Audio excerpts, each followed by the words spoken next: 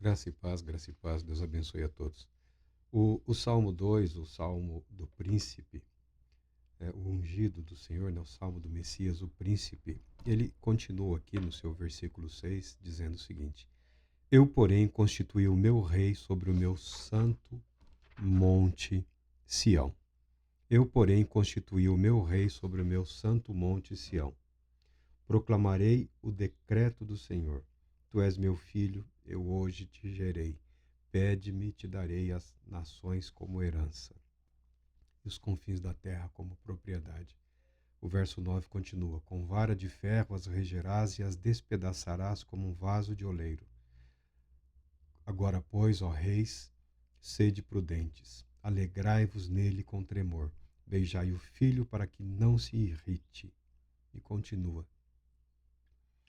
E pereçais no caminho, porque dentro em pouco se lhe inflamará a ira. Está falando sobre a ira de Deus, sobre a ira do Senhor.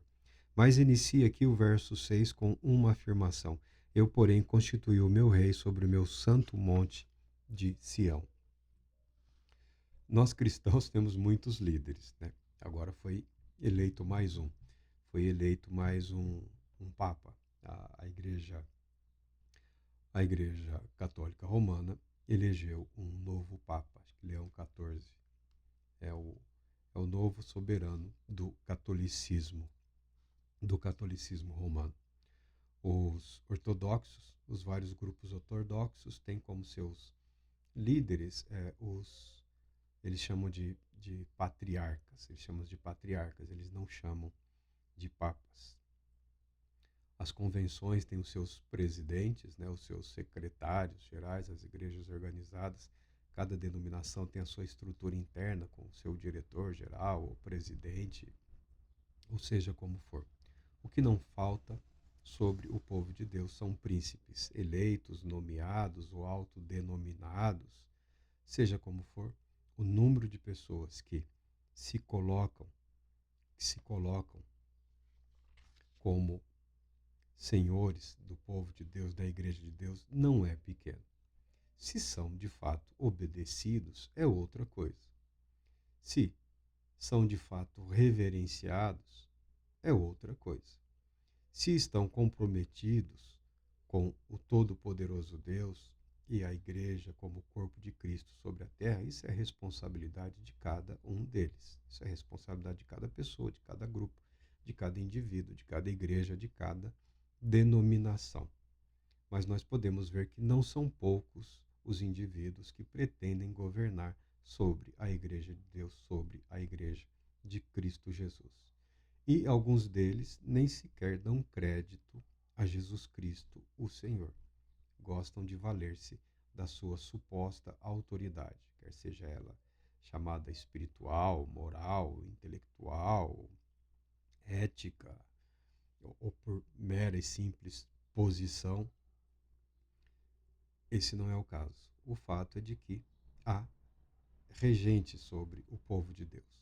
Isso sem contar os prefeitos, os governadores, os presidentes políticos eleitos para administrarem a estrutura do Estado, que muitas vezes confundem os cidadãos como parte da estrutura do Estado, como que tivessem o direito natural de dominar sobre o povo, ao invés de administrar bem a coisa pública em benefício da, das populações, dos povos, dos cidadãos, dos indivíduos que sustentam toda essa estrutura.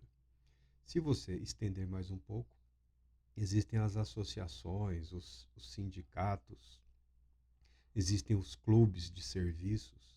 Na verdade, o número de pessoas que procuram ocupar posições de destaque, de liderança, de poder, é incrivelmente grande.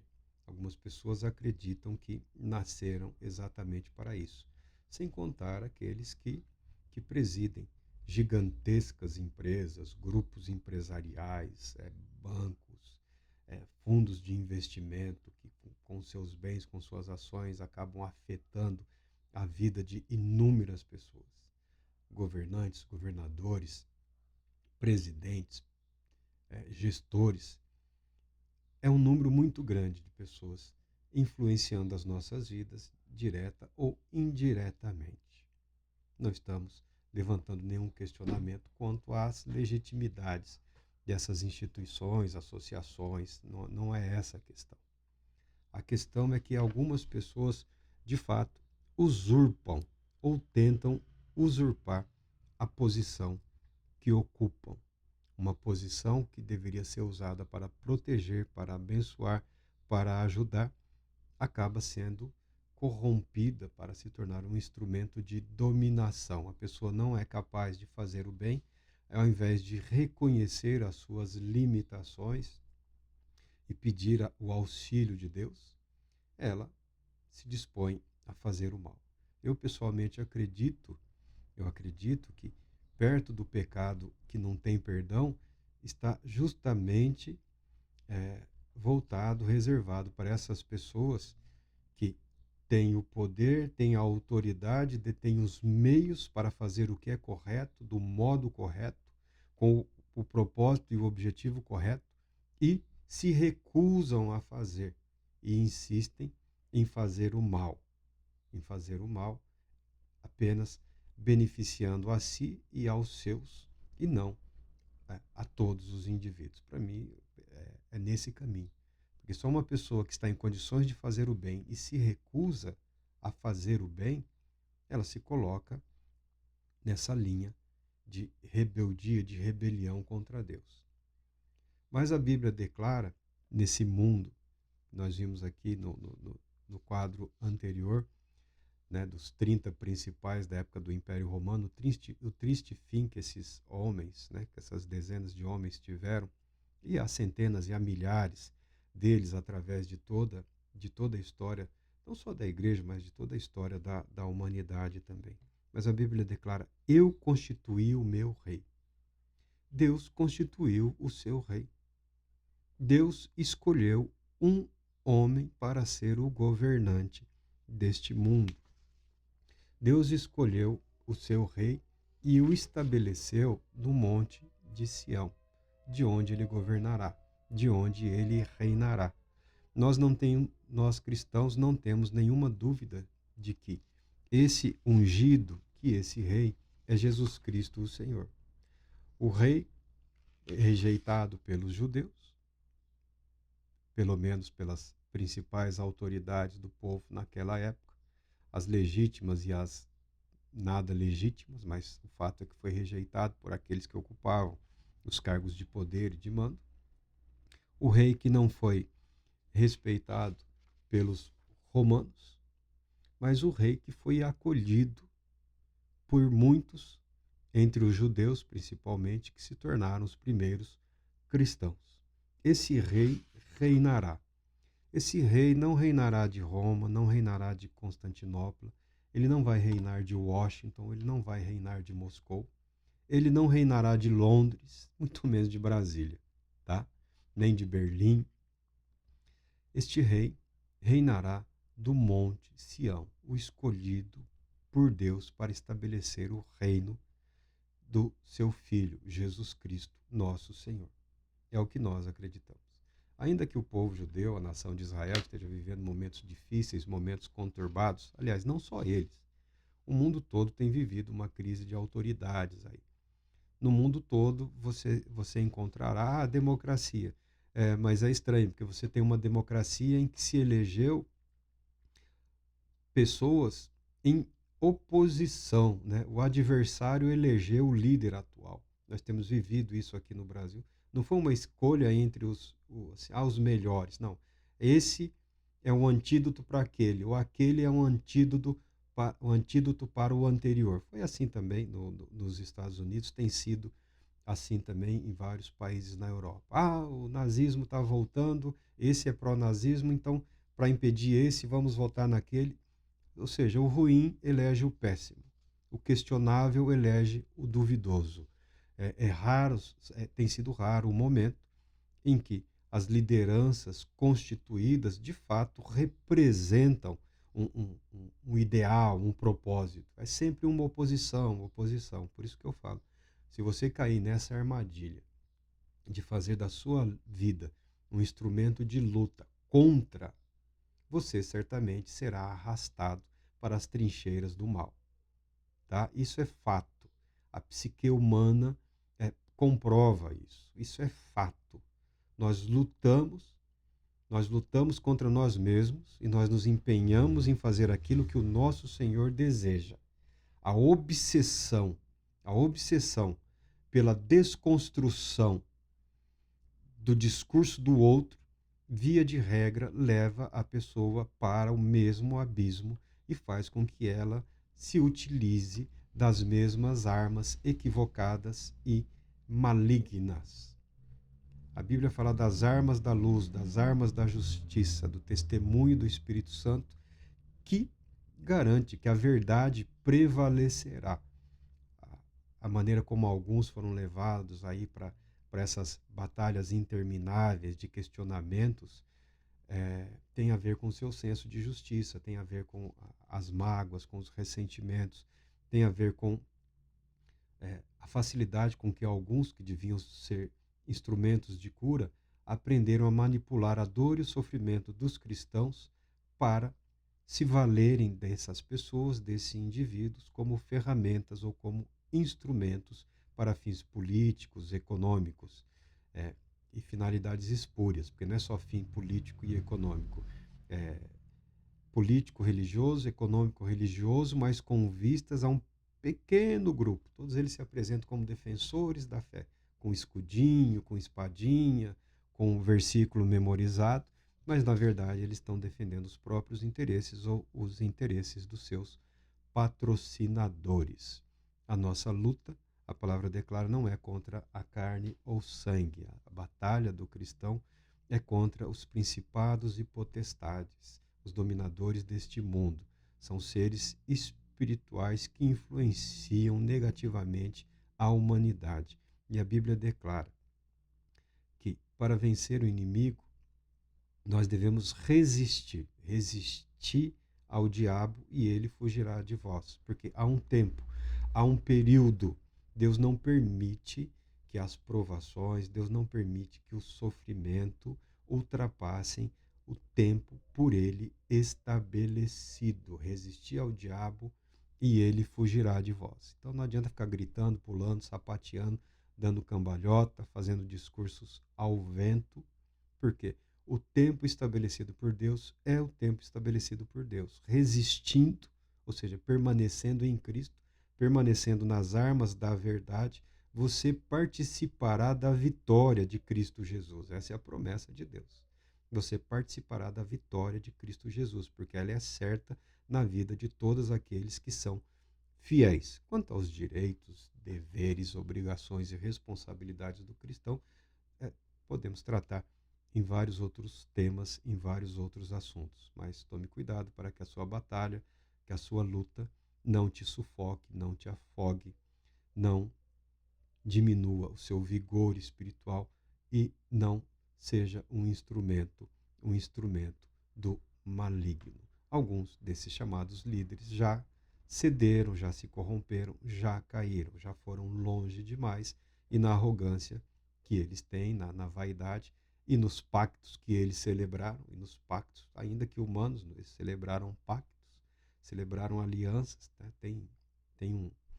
Há questões maiores envolvidas, né, nesses temas, nesses assuntos, e muitos deles resistem em dar um passo atrás e se retratar com o povo de Deus. Lembrando que de todas as aberrações que já se anunciou até hoje em nome de Cristo Jesus, eu vi somente dois pastores, duas lideranças aí, ou duas referências no mundo todo se retratarem publicamente, um na Coreia e um nos Estados Unidos. O coreano até se prostrando lá, como é o hábito deles, né, pedindo perdão porque pecou, e o americano dizendo que se arrepende profundamente de ter aderido a uma perspectiva aí de uma suposta teologia que ele, quando se deu conta, era absolutamente equivocada, um caminho para a heresia. O sobre a igreja é Jesus Cristo. Ele é o cabeça. Ele é o Senhor. Eu não prego rebeldia, eu não prego rebelião. As instituições devem ser respeitadas, os representantes dessas instituições devem ser respeitados, mas nós não temos a obrigação de nos submeter a eles na mesma proporção em que devemos nos submeter ao senhorio do nosso Senhor Jesus Cristo, no que é correto, no que é justo, no que é adequado ou apropriado para a ocasião. Amém. Fora isso, cada um cuida da sua vida, cada um cuida da sua fé em Cristo Jesus, cada um guarda a sua alma para o Todo-Poderoso Deus. Por quê? Todo ato humano será confrontado no dia do juízo. E o juiz, o julgador, é o mesmo que é o resgatador, é o mesmo que é o salvador. É aquele que fez tudo, absolutamente tudo, uma obra consumada, como ele mesmo proclamou na cruz, está consumado, está feito, acabou. O fim pretendido por Deus, a finalidade pretendida por Deus foi alcançada por Cristo Jesus na cruz, tanto que Deus o ressuscitou dentre os mortos, e ele aqui não permaneceu, ele ascendeu, subiu aos céus, ocupando posição de elevadíssima honra, de senhorio sobre toda a criação, que num determinado momento se revelará, se manifestará sobre a terra também. Interessante que esse discurso, muito embora sendo a base da declaração de fé de todos os cristãos, contido lá na declaração eu creio, cada dia que passa, na vida, na mente, no discurso de alguns, ele parece cada vez mais distante. Alguns decidiram viver como se não tivéssemos que prestar contas ao Todo-Poderoso Deus. Alguém inventou uma certa imunidade à justiça, uma certa imunidade ao juízo, uma certa imunidade à palavra de Deus. Eu discordo absolutamente nisso, porque o nível de acafajestamento, o nível de deterioração das lideranças cristãs no mundo hoje é muito alarmante. Já foi pior? Já foi pior. Já foi pior. Mas não precisa voltar a ser o que foi em momentos terríveis do passado. Pode ser melhor. E a verdade é o caminho para se estabelecer a conduta correta e adequada. Não adianta tentar torcer a palavra de Deus por decretos, por profecia, por revelação, ou seja lá o que for. A palavra de Deus é como o próprio Deus a declarou. Ela é perfeita. Ela é perfeita, porque ela traz à tona a verdade, a realidade do que é o ser humano, do que é a pessoa humana. E sabendo quem somos, podemos nos colocar diante desse Deus justo e santo e clamar por misericórdia, por nós e por todos os demais. Não custa nada. E isto é algo que revela o caráter. Eu não falo de ser hipócrita. Deus fará a justiça. Nós não temos que defender o erro, nós não temos que defender as abominações, nós não temos que defender as atrocidades, mas nós podemos clamar sinceramente a Deus pedindo que Ele tenha misericórdia, que na sua infinita e eterna misericórdia, que Ele conceda a graça para salvar aí os que estão totalmente comprometidos, corrompidos pelo pecado, e libertar aqueles que estão sendo arrastados para o caminho das trevas. É isso que o salmista declara. E o salmista declara que os rebeldes serão destruídos, destroçados, tá? Como a parábola do vaso que não ficou apropriado, adequado, e o oleiro o desfez para fazer um vaso novo. Nós cristãos amamos essa parábola porque nós a interpretamos nas nossas vidas como ato redentor de Deus, transformando o nosso ser, transformando a nossa alma, transformando o nosso espírito. Mas há uma verdade também nessa parábola que diz respeito aqui ao que não é vaso de honra, ao que não é vaso habitável pelo Espírito Santo, será destruído. Não tem finalidade, não tem o propósito para o qual Deus estabeleceu. Que as nossas vidas possam expressar. Isso é no íntimo, isso é cada um. Tá? Isso é da pessoa. Isso é você com Deus. Isso é você com Deus. tá? Não dá. A multidão pode impressionar, né? O evento, tudo traz alegria, traz paz. Mas essa verdadeira paz, esse estado de consciência, de vida em paz com Deus, de vida pacificada com Deus, de atuação permanente do Espírito Santo no nosso ser, isso é indivíduo para indivíduo. E isso está aberto e acessível. Você não precisa ser o presidente, você não precisa ser o diretor, não precisa ser o papa, não precisa ser o cardeal, o bispo, o apóstolo, ou o pastor, seja lá o que for que estejam é, estabelecendo nos dias de hoje. Você precisa ser exatamente quem você é. Eis-me aqui, Senhor, para que se cumpra em minha vida o teu querer. Deus Todo-Poderoso te abençoe, te proteja, te conceda paz, muita paz.